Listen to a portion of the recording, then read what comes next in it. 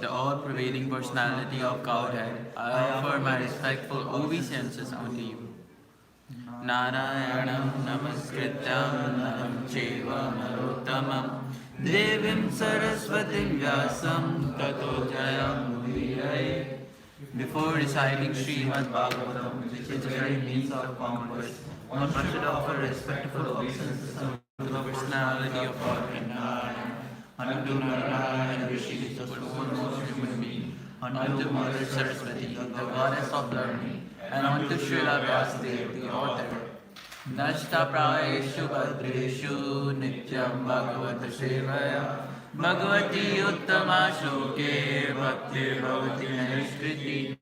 By the written in the classes of Bhagavatam and by rendering of service to the pure devotees, all that is troubles unto the heart is almost completely destroyed, and the loving service unto the personality of Godhead, whose praise is redemption of the songs, is established as an irrevocable fact. Om Jnana-timirandasya Jnana-mirana-shalakaya Chakshurunmilitam yena Tasmai Shri Gurave Namaha. I was born in the darkness of ignorance, and my spiritual master opened my eyes with the torchlight of knowledge. I offer my respectful obeisances unto him. Do we continue with the next one, or just? No, we are just like going to verse. Which verse? 2.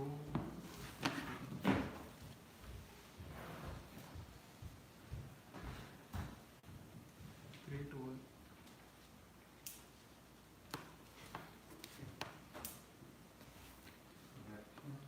5.3.1. 1 to 2. 5.3.12 is what I was told. Okay.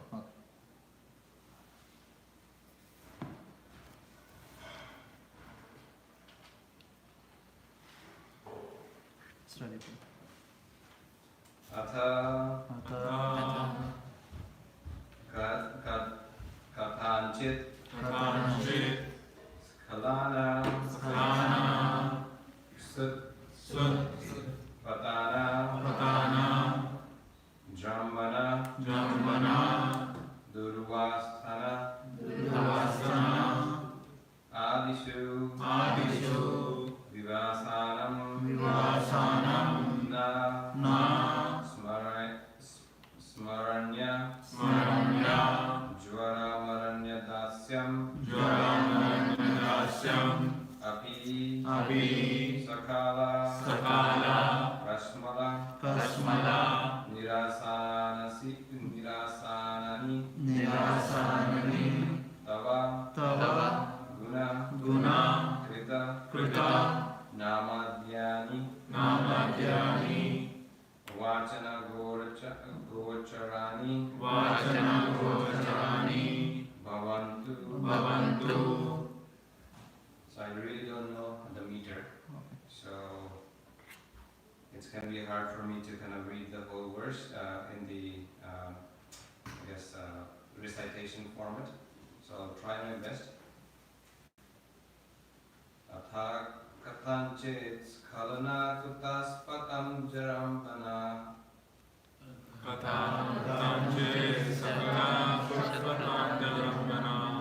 Duravasthandeshu ivashanam nasmaraya jara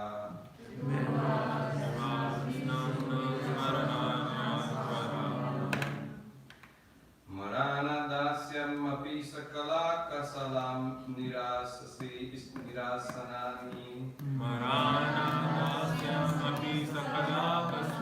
nirasanani Tava gunakrita namedyani vachana gocharani bhavantu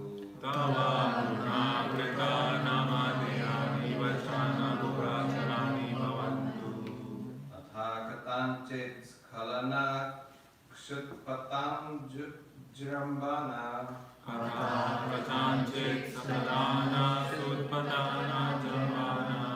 Duravasthandeshu ivasanam nasmaranya jvara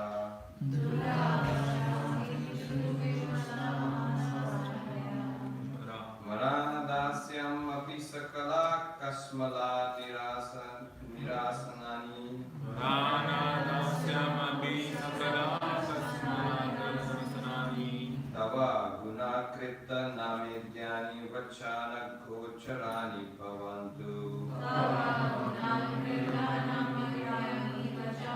Gocharani bhavantu Atha katanchit khalana kshatpatanjambara jambana Kana katanchit sakalana sukhanana jnana Duravasthandeshu ivasanam nasmaranya jvara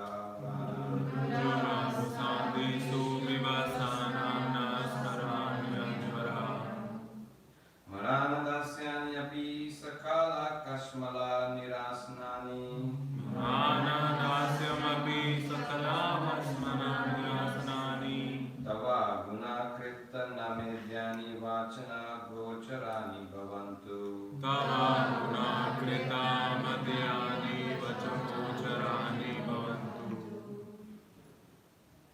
We can go to synonyms. Atha Atha still Still, Kathanchit katanchit somehow or other Somehow or other. Phalana Phalana stumbling Stumbling. Shut Shut. Hunger Hunger. Patana Patana. falling down Falling down. Drimbana Jumbana. yawning Yawning. Duravasthana Duravasthana. because of being placed in an undesirable position Because of being placed in an undesirable position. Adishu Adishu. and so on And so on. Vivasana Vivasanam. unable Unable. na Na. of ourselves Of ourselves. Smaranaya Smaranaya. to remember To remember. Joramaranatasayam Joramaranatasayam. in the case of having a high fever at the time of death in the case of having a high fever at the time of death, Api. also Also. Sakala Sakala. all Kasmala Kasmala. sins Nirasanani Vivasanani.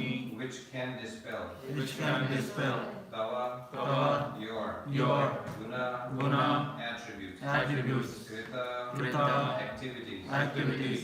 Namidyani Namajani. names Names. Vachana gocharani Vachana Gocharani. possible to be uttered Possible to be uttered. Bhavantu Bhavantu. let them become Let them become. Translation and purport by Srila Prabhupada. Srila Prabhupada ki Ah. Dear Lord, we may not be able to remember. Everyone reads together? Yeah. Dear Dear Lord, we may not be able to remember your name, form, and qualities due to stumbling, hunger, falling down, yawning, or being in a miserable disease condition at the time of death when there is a high fever. We therefore pray unto you, O Lord, for you are very affectionate to your devotees. Please help us remember you and utter your holy names, attributes and activities which can dispel all the reactions of sinful life. Purport. The real success in life is Ante Narayana Smriti, remembering the holy name, attributes, activities, and form of the Lord at the time of death. Although we may be engaged in Lord's devotional service in the temple, material conditions are so tough and inevitable that we may forget the Lord at the time of death due to a diseased condition or mental derangement. Therefore, we should pray to the Lord to be able to remember His lotus feet without fail at the time of death. When we are in such a precarious condition, In this regarding, one may also see Srimad Bhagavatam 6 to 9 and 10, 14 and 15 verses.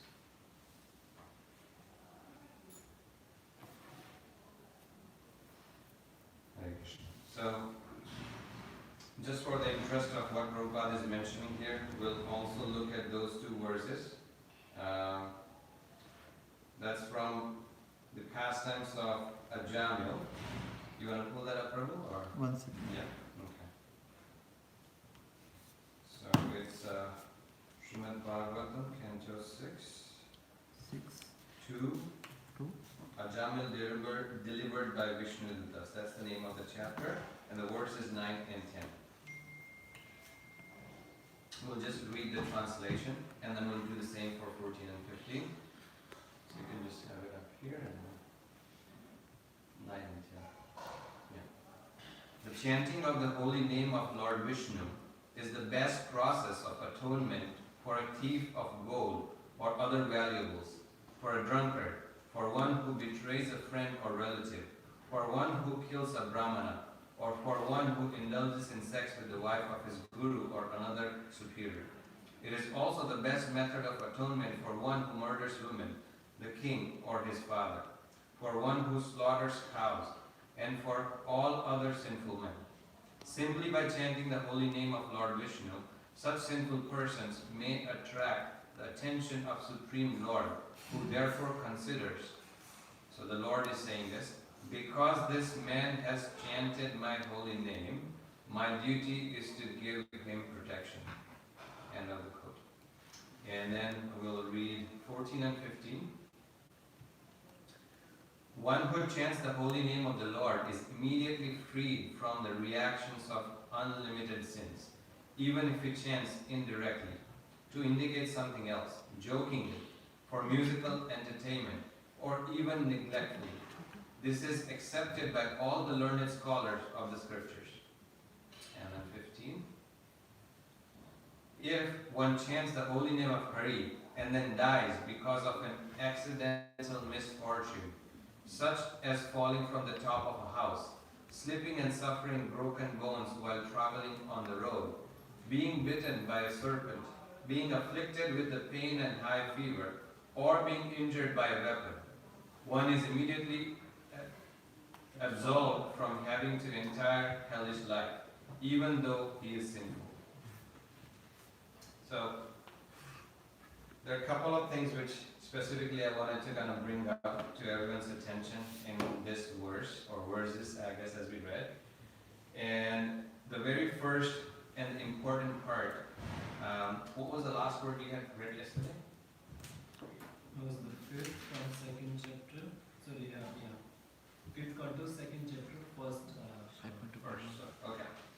So just to give a little bit of context, so this is kind of getting to the point where Rishabh Dev is about to appear.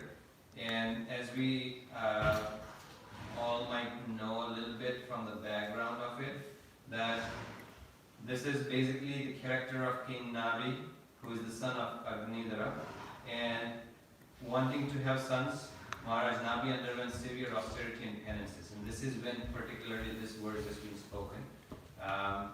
And where these prayers are recited, that, something really could go wrong. And at least having the memory of the Lord would help us and kind of, bring us out of our sinful lives. That's kind of the point that is being mentioned here. So Prabhupada kind of elaborates it further, saying that Ante Narayana Smriti, right? Just to break those three words down, Ante means the end of the life. Narayana is the name of Supreme Personality of Godhead, one of the many names, right? And then Smriti is remembrance. So, remembering the holy name of the Lord, that is what it means. And at the end of the life, basically. Do we know when our life's going to end? Okay, alright, we don't. Good. I guess that's good. Is it only when I get old? No. Okay. And I think you might remember the definition Srila Prabhupada gave of being old. Anyone remembers? No? Okay. So simplest definition, simply put, Prabhupada used much more of a logic here rather than giving some dictionary meaning to it, which he mentioned or stressed the point that, for all of us, we are old because we don't know where we are going to die, when we are going to die. So if you are going to die, as popular norm is that when you get old is when you get, like when you're going to leave the body, when you're going to die. but we never know when we are going to die, right? As was mentioned in one of the verses here that we read, it talked about different circumstances in which one can die. Accidental misfortune like falling from the top of a house, slipping, suffering broken bones while traveling on the road. Talk about that. That's the most common one we might encounter here in countries like North America where we are on the road a lot. Not as much of like falling from the top of a house, but even that can happen. You never know. Being bitten by a serpent, not as much in this area, but I guess the further north we go, that can happen too. Or even further south for that matter. Being afflicted by the pain and high fever, right? Injured by a weapon. Nowadays we hear a lot more about shooting that goes on. It's catching up in Canada too, right? So just knowing all that, it's just kind of bringing us to a bit of a focus that we could die any minute, right? And in that case, every one of us are in the same category that we are old, right? We are not young, and I guess that's why they said, how old are you, rather than like asking how young you are, right? Commonly known term, right? Like people ask, how old are you?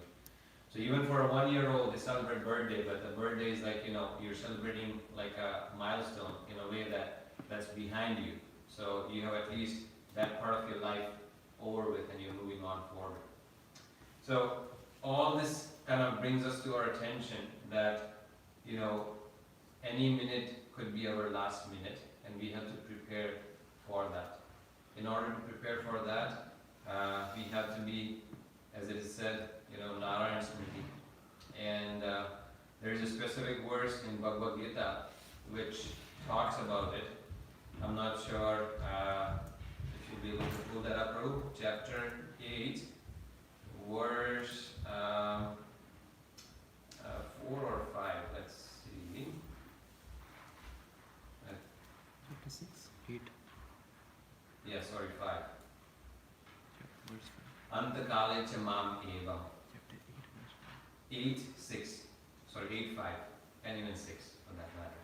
Or we'll start with 5. You have that? Okay. Antakale cha mam eva smaran mukva kalevram. Ya prayati samadbhavam yati naste atra samsaya. And whoever at the end of his life quits his body, remembering me alone, at once attain my nature. Of this there is no doubt.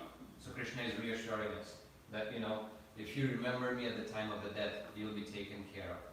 Right? It's mentioned remembering and calling is different. Remembering and calling is different. So when Ajahn was about to leave the body, he wasn't remembering, he was just calling his son. Right. His consciousness, it wasn't Vishnu, it was just his son. Right. So we have to learn from that example, right? That we actually have to remember and call both. Yes, because if you look into the pastimes of Ajamil, Ajamil did not go back to Godhead right away. Actually, after that, he was given a second chance. So if you don't know, there's a book by Srila Prabhupada specifically named Second Chance. And in that book, he mentions, or I guess that's kind of from Bhagavatam, but before the Bhagavatam 6th canto came out, he kind of brought that book out where he's explaining more scientifically reincarnations and things like that, but more so about karma and everything. And in that specifically, it is mentioned that, or even in Bhagavatam for that matter, that he went to Prayag or Kashi after that. And at that stage, he was able to, clear out from all the sinful activities he did and get to the point where he could, what was the word he used, remember? Right, and the Lord, and that's how he made his life successful. He was not the Vishnu that came and took him back. He was given a second chance. Right, so good point. Yes. Prabhu, this word alone is catching all my focus Sorry, on I it. couldn't hear. This word alone is getting all my attention. So here Krishna is saying remembering me alone, and he's focusing on this thing. So I'm unable to get in what way he's saying alone. Because whenever I think of Krishna, I think he's with Radharani, and then a lot of his disciples, they are worshipping him. Yeah, so the term can be used in many different ways.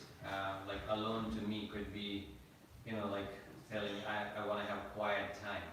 And then the quiet time could be with your friends, with your phone, with your mind, all of that. In the same way, the alone term can be used the same different ways. Like, for us, we understand always Radha and Krishna together, right? Or even for that matter, we also understand for us our Guru. Because Guru is the one who is giving us the remembrance of Krishna.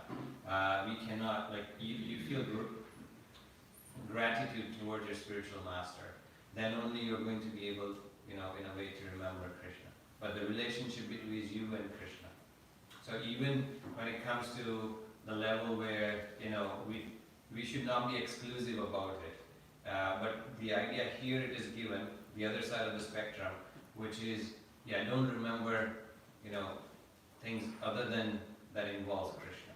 That's what it means. Right? So the other side of the spectrum could be like, you could be remembering your bodily pains, as we read in this particular verse of Srimad Bhagavatam, that we may not be able to remember your name, your form and qualities due to, like you're in so much pain at the time of death. There is hunger, falling down, stumbling, yawning, or being in a miserable disease condition at the time of the death. When there is a high fever, right? I think even in Vishnu Purana, at some part it is mentioned, I don't know the exact number, but it almost gives an exact number. The amount of pain that you go through at the time of the death is like so many millions or thousands, I can't remember, scorpions biting you at the same time, right? So the amount of pain that you go through is tremendous. So at that time, even if you remember something that's kind of quite close to, I was kind of doing kirtan, like who are you doing kirtan for, or what was the intention behind it, right? That itself would be good enough for you to have some safe passage, as it is said, right? Rather than, my body hurts, then you're in a bodily consciousness, versus even remembering that, remember those old days when I was young and I could jump and I was jumping in the kirtan, but I can't do that right now. Even if that thought process comes, that regret of not able to do it in the moment will be much higher than having the thought process of like my body hurts, right? So that is what it's an exclusive term, Krishna, or we can say, for Gaudiya Vaishnava, we never see Krishna alone. We see Krishna and Radharani together. So we understand him that way. But also, as it is said, Ante Narayana Smriti. So Narayan is always accompanied by someone else. It's not by himself, right? So Lakshmi Narayan. That's why we say Lakshmi Narayan, right? That's why we say Radha Krishna, Radha Kirtan Gopal. So yeah. But yes, the Lord is talking in absolute terms from the perspective that one has to be Krishna conscious, right? And if you read the purport of that verse, you'll be able to get. Prabhupada also mentioned the word smarana, remembrance, quoting and quoting, is important. Remembrance of Krishna is not possible for the impure soul who has not practiced Krishna consciousness in devotional service, right? So at every step when you're like, thinking about Krishna in your devotional service, that's how you're remembering him all the time. Whether you might be, doing kirtan or the 9 processes, all of them, smaranam, kirtanam, Vishnu smaranam, padasevanam, any of that for that matter, right? Good. And the next verse in the same chapter, Yam yam vapi smaran bhavam tyajante ante kalevara. Whatever state of being one remembrance when he quits his body, O son of Kunti, that state he will attain without fail. So 2 verses, right? It's mentioning specifically for what this specific verse is, like the art of dying in a way, if you want to call it, right? We have to cultivate, or we have to be prepared for the ultimate exam of our life, and that is death, right? The final journey. That's the book that by Giriraj Maharaj that is mentioned, and if I'm not mistaken, it's Giriraj Maharaj. But yeah, the point is that we have to be ready for that pop-up quiz or the final exam. It might come at any time, unnoticed, right? So we have to be not caught off guard. If we are caught off guard with that, it is going to cause us a lot of trouble. Now, the second part is we also have to make sure that we don't only prepare for the end of our life. Or let's put it this way, what's the way to prepare for the end of the life? Just following the 9 principles of faith. Right. So if someone comes up with a loophole saying that, oh, it's only at the end of the life, why bother right now, right? There are many popular belief systems or traditions, I should say, where they say, oh, you are so young right now, your time to jump and enjoy is what it is right now. Maybe at the end of the life you can enjoy. Maybe end of the life you can actually remember the Lord. Why bother it right now? So, is that true? No. Okay, I at least heard 3 no's. Maybe the first person who said no is someone here. You said, what is the reason behind that? I think from a common sense standpoint, whatever shows up on the exam, you'll only be able to answer what you've studied. If throughout your life, material gratification is on your mind, then towards the end also it's going to be my business, my money, my kids, it's not suddenly you won't remember Krishna. But if Right. throughout your life, your preparation for the final exam has been devotional service like that Prabhu saying, then you will be able to hopefully think of Krishna's lotus feet towards the end of your life. Nice. Any other reasoning? And lifestyles we have today, the kind of diseases we have because of the lifestyle, it's very temporary. We don't have much time. Life duration is very uncertain. Before it's too late, since the whole purpose of having this body is to go back to God. So let's satisfy the purpose. Right. Nice. So when you're looking at the perspective, the popular belief system being that, when you're young, you can use the body for whatever you want to, and then in later stage. But yes, as it is kind of rightfully brought up, and as Dhruv mentioned here too, the body might not be, that functional. Every one of us might not be as enthusiastic and strong as what we see Prabhupada's disciple around us. Because, yes, nowadays, Kali Yuga is progressing and we're seeing much more of health issues and things like that, as you rightly mentioned. But also, we can use this youth in a better way by doing more for the Lord, rather than being regretful about what we cannot do when we are old and limited in our capacity. Something simple as driving. You can think about it. Driving is not just something which is a skill that we have right now, but it's also a lot connected to our independence, right? Many of us who can drive, or even walk for that matter, right? Because when that is taken away, I work in a industry where, I wouldn't say industry, but I kind of work in a field where there is a lot of regret when it comes to people feeling their independence is taken away because they cannot drive anymore. People who suffer so much of health issues that the police or the MTO, whatever you want to call them, takes away your license to drive. The doctors cannot kind of assign it. And to them, the life ends there itself, right? Because they're not able to go out of their house. They feel they're dependent on others. And that's the same situation every one of us can be if we don't use our youth in the service of life, in the service of the Lord. Because the life is going to kind of, bring some turbulences one way or the other. We are going to have some ailments, not saying that, we should look forward to them, but yes, if it's going to come, we should prepare ourselves. So that's a very nice point. Nice. That was someone else, yes? I just wanted to say it's not just about the exam, but it's about what you're doing in your day-to-day. The way Right. we see the material world, the way we hear the anxieties that people go through. It's not something that will give you that satisfaction or contentment at exam, but it's the joy that you feel right now in this moment when you take Kalina. Right. Thank you. Yeah, so that reminded me of what Srila Prabhupada said, which actually was one of the points which I was trying to kind of also bring up on, is it's like chanting is the means and the end. Prabhupada mentioned that. So it's almost like a statement which is that, yes, you are doing that right now, you'll be also doing it when you're on the deathbed, right? This is going to go on. the process continues. Like spiritual journey, the reason it's that it's journey is because yes, we have to have the set goal, our destination, we have to go somewhere, or we are trying to be somewhere, which is like, at least to the stage where we can be serving the Lord permanently. But the journey itself is also taking us there. So in the moment, if we are not able to do things the right way, not remembering the Lord, or maybe just doing things for the sake of doing, then that's kind of the consciousness we're going to have.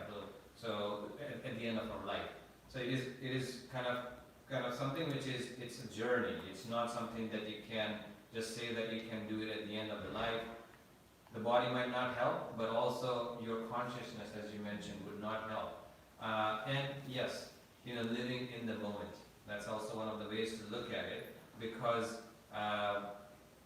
the future, we don't trust the future as much as, I guess, a popular statement is, we do not accept like a check that is for $1 million, which doesn't have, or which has like the dates on it in the future.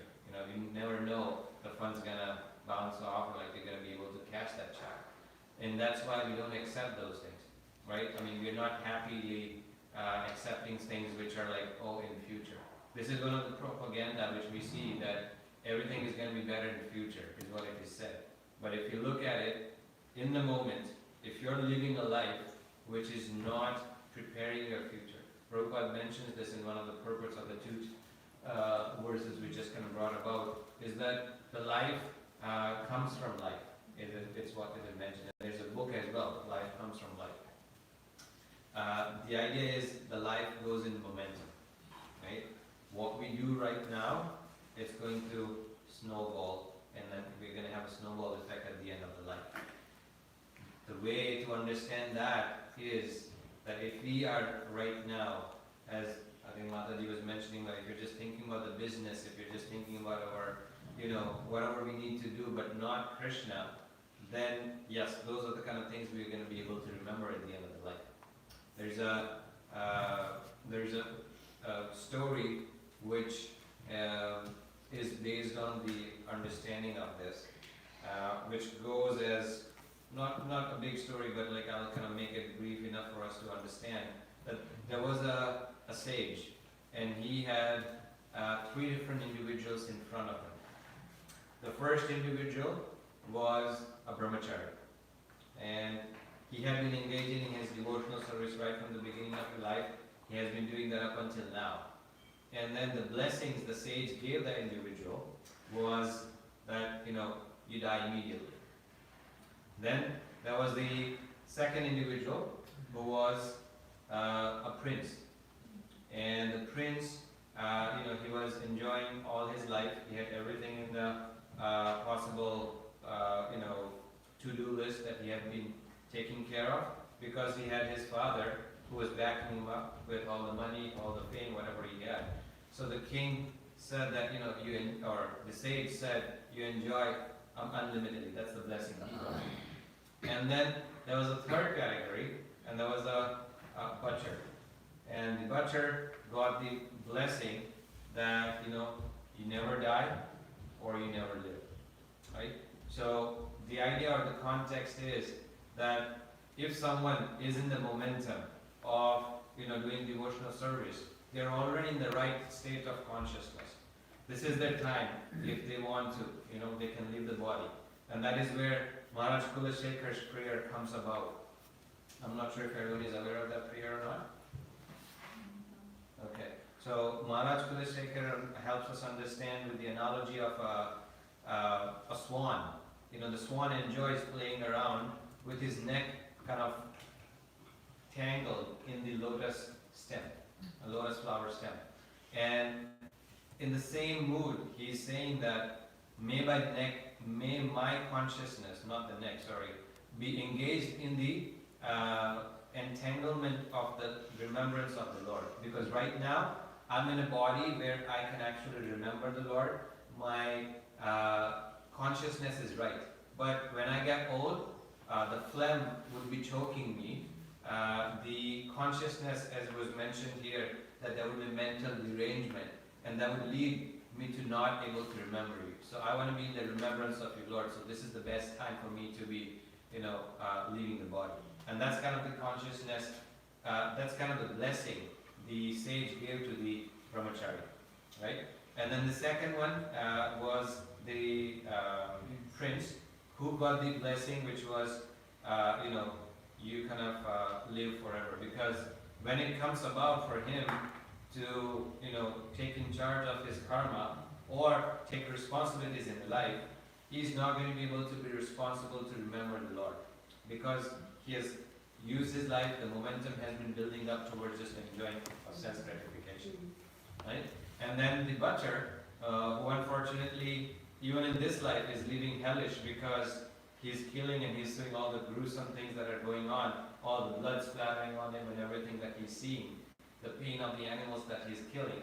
And in that way, he's living miserable life, but also after this life, he'll have to have his own consequences of living a miserable life because he's not going to be able to have karma that is going to keep him up, right, to the standards what I guess he would like. So I guess he should never live, never die, is what we kind of.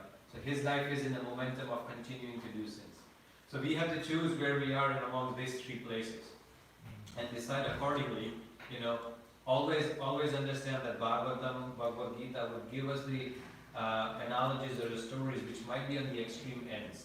But we might be falling somewhere within that spectrum, and we have to, that is where the introspection comes. We have to go in within and decide for ourselves rather than someone pointing, Prabhu, you're falling in the category where you are this prince. It's not for us to decide, or rather it's not someone else to decide, it's ourselves. We have to introspect and decide where we fall or what category we are in, and then make that decision accordingly. How we build up the momentum. And the process is very simple. It is, as it is said, live happily right now by engaging in the 9 devotional processes, but the simplest most, which is, chanting of the name of the Lord. Because it doesn't have any specific rules and regulations for us to begin with, right? And that's why we have to make the best use of it. So, I think there is a famous bhajan by, if I'm not mistaken, Bhaktivinoda Thakur, which says that those who remembers Krishna are chatur. I can't remember the exact Bengali word now. Krishna seva kare, Krishna bhaje hoye bhakt chatur, something of that sort. It basically means that those who are intelligent would take up to the process of chanting the name of the Lord or serving the Lord. So, if we are intelligent enough, which I guess even everyone being here, sitting here actively listening, you're intelligent enough to be here, and there's some amount of credit to that. So, yes, take up with the process, make it more like a serious spiritual journey, build the momentum up, keep the momentum going, because if in bhakti or in devotional service, if there is no momentum, then it becomes very stagnant. And how would this stagnant water smell like? Stale, rather. Okay. Yeah. So the idea is, yes, the life has to be in momentum, right? And the momentum is what we have to build up, so that we clear ourselves from all that stagnant things that are sitting in us, right? Yeah. So yeah, it's nothing to be laughing about, because yes, we have come. This is our conditioning, and we're trying to change our conditioning, right? We get bombarded with so much of those every single day when we're going in the outer world. So it's very easy, and that's where we are trying to kind of keep ourselves burning in the fire of Krishna consciousness. The more we expose ourselves to that, the more the other side would be taken care of. We don't even have to work on it. And that's why it is said higher taste, because we are going to give up the lower taste. It's going to go away. It's not going to stay with us. And we don't have to work towards it. Sure enough, we have to, but we don't have to put a lot of effort towards it. It would kind of become a much more easy process when we engage ourselves on the other side, which is, remembering Krishna all the time. Right?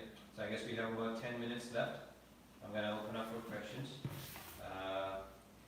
Or or any discussions or any reflections which what you might have heard might have stuck with you? Anything? No? Okay. So, you said momentum, right? Like how to keep that phase when we have these materialistic things on the other side, and like so, sometimes it's very like sattvic, and sometimes it's most of the like mode of passion, like how exactly my career I need to look after that too, and sometimes it's more of like we always affected by these things, but like how can we keep that momentum all the time, like in sattvic mode? Right. So the best way to do that is kind of from morning 4 until 9, you do what is needed for your spiritual life. From 9 till 5, you do what is needed for your material life, and then come back again, in your case to the temple rather than home, and continue on with your devotional service until 9 again. So that's like a spiritual sandwich, basically, right? Where you are doing what you need to during the day, but before and after, you're making sure that your consciousness is kind of kept the right way. So the passion is going to be there, because yes, that would help you to keep going during the day, but you can also use that same passion you use for your work and the rewards that you get from the work for your devotional service too. So you should have that passion that, another Mangalarti, I'm looking forward to it, right? Right? Like, you see the example of stalwart devotees, every morning they'll show up. Like so many strokes, so many health condition, literally Prabhu might be, as it is mentioned here, falling down, stumbling. That happens with Prabhu so much, but still, he's there every single day. No excuses to that, right? So that's kind of the example. Our examples are set quite high. We have another devotee walking in who is also setting such example, right? Those examples are for us to see, at least to take the, what's the word? The, not impression, but also a little bit of more the inspiration from that we can kind of keep ourselves going. And yes, we'll see it becomes very easy when we take up with the process. So the term habit, it's derived from like the understanding of the habit is it's something that you have gained previously pleasure of. And when you have the pleasure, then you feel like you want to do that more. That's when it becomes a habit. And of course, we know there's like 21 day rule, 1,000 day, or 1,000 versus 1,000 hours, sorry. So the same thing applies. We'll see those things that when we get to a certain level, it becomes much more natural part of our life, right? So the passion we can use in the service of the Lord. And we are not being denied that during our work hours too, we'll have breaks, we'll have someone to talk to, and we try and see if we can have the conversation where Krishna is involved. And that way, we are reminded, let alone, the other one who is hearing, but we'll be reminded of Krishna, and that's good enough for us, So that kind of brings us to that kind of level of like, okay, not maybe satatam kirtayantam, but maybe at least a good chunk of the day, right? If you look at it, the spiritual balance is always going to be something that we'll have to work on. But the process itself keeps us going. If we are not able to come up to the level of balancing it, we can look at a simple example right now. How many hours of sleep we need, right? How many hours of work we do? How many hours of driving, other bodily needs, shower, whatever. It's always going to be disproportionate in a way that the spiritual journey or spiritual life only gets few hours and the rest is taken by the body. So wherever we can, you have to add Krishna.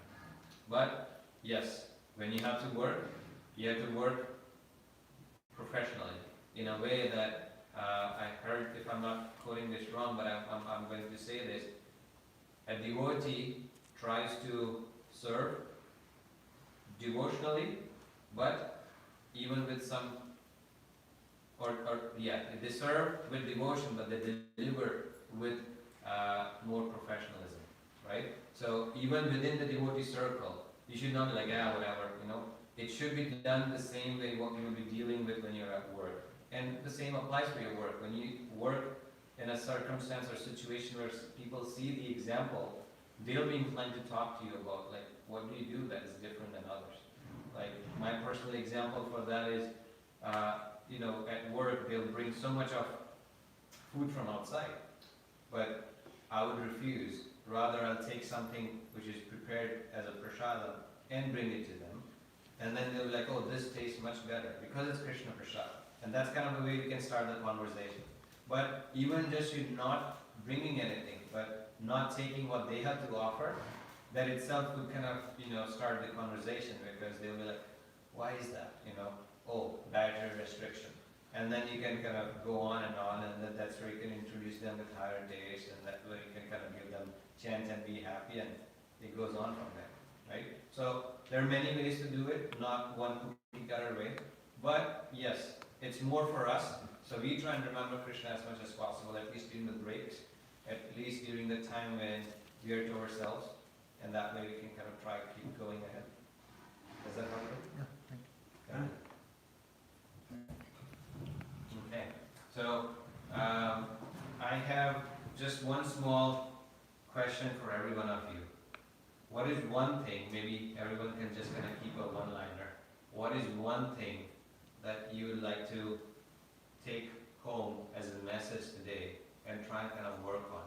You don't have to say when you're going to work on, how many years from now, so you get some, I guess, wiggle room there. But what is one thing that you kind of take home? It could be the same thing for multiple, but see if you have like something quite specific that stood out for you. We can start with you. Chant and remember the name of God and Right. surround yourself with so that the environment will create that so you can remember Right. And it has to be done. in the car or Yeah, you can have the kirtan lectures going on in the car, but you should also do it Sankhya Purvaka. Right? So Sankhya Purvaka, everyone understand the term Sankhya? Sankhya means like, in a basic term, Sankhya philosophy is known, but that is about the calculation, and that's what it is. Sankhya means it has to be calculated. So when you're chanting, that's why you'll see many of the devotees who are having their chanting bags here, they do it, they count it. The reason is because if you count it, what gets measured gets improved, right? So when you count, when you have Sankhya, that helps. So like, for example, Prabhu is doing 16 rounds, so you'll have like 16 of those beads, but inside they'll have 108 of them. So at least you know you've chanted 108, right? So that's how you have to do it. We'll take it from here. I think I would think it's also like what I take is here that life is a marathon. It's not a sprint. The problem with especially I feel technology, on your smartphone, all your reality is changing so quickly that you start thinking everything is a sprint. Promotion I need right now. I need to get married right now. My kid needs to pass all the exams right now. So with this, you understand that it's a marathon. Right. Where small victories will lead to changing the momentum of your life, and then ultimate. It's like being a visionary. I mean, I would take, if one word I had to take was, you have to be a visionary about your life. Right. It has to be a Yes. planned scale. Thank you. patience. Yeah, Utsaha, Nishchaya, Dharya, right? Those are 3 words. So Utsaha, enthusiasm, Nishchaya, and Dharya. That you have like a goal, and you also have to be Dharya, patience. Right? Okay, maybe just in the matter of time, 2 more reflections rather than everyone. Or maybe I'll just not speak and maybe we can go a little bit faster so that we can cover one on each side, that way we can come to the same. Preparedness and Being prepared? yeah. Nice, thank you. Doing more while you're young. Nice, okay. Follow the process and do introspection every day. Great. Introspect every day how much you are doing better each day. Nice. Remember our Lord and enjoy the process. Remember the Lord and Enjoy the process. endure the process. Nice. To remember Krishna every moment so that we can remember at the end. Thank you. Similarly, using what time we have to just remember Krishna, because we never know when we're going to die. Right. Thank you. And it's not that we only remember the Lord at the end of our death, but because the teachings that the Lord has given us, that will help us during the process of a life. So remembering Him at the very start when Right. we can. Nice. Yeah. The Lord is unlimited, so we can remember Him unlimited amounts too. So you might know Him this much, it can get bigger and bigger. So if you build that up, that is also the momentum. We can say, That if you remember Krishna and realization, what I might be reading today, 5 years from now, that realization might have grown much bigger. Nice point, Guru. I really like the concept of the spiritual sandwich. Usually we are busy with our material life and spiritual life and figuring out how to fix and how to bring human life. But the way you put out the concept of spiritual sandwich was really Right. nice. Yes. Yeah. Yeah, my spiritual master says this a lot, that, from morning 4 till 9 you save yourself. And then from 9 to 4, those are brahmacharis, they can go out of books, do whatever, you save others. And then you come back and kind of, refresh yourself with some more. Yes, brother. Discipline in life, so it will lead the goal that you wish for. Nice. Being disciplined in our practices. Nice. I felt that the journey is as important as the destination. Mhm. So feel Krishna with you right now, in this moment, Yes. and have that sadhana or that feeling in every moment, being mindful, Right. versus thinking I'll just be with him end of life. Right. Yes. Yeah, he wants us right now, and for him, as it was mentioned in the verse, Srimad Bhagavatam, that he actually feels like he has a duty towards us, right? So, yeah, we can show some reciprocation to him. For me, I'll say it's doing lots and lots of Harinam and Kirtan in the association of your devotees. Okay, nice. Because since I'm a beginner, first when I used to chant, when I started doing 16 rounds, I was like, oh, I need to finish my rounds. But then I used to forget at the start that I need to chant with love.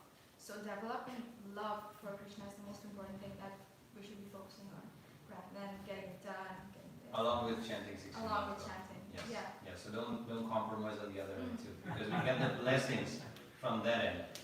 At least if we take up the process, we are getting the blessings of the previous acharyas, and it's going to act like a medicine, which even though we don't know what effect it has, it's going to still help us.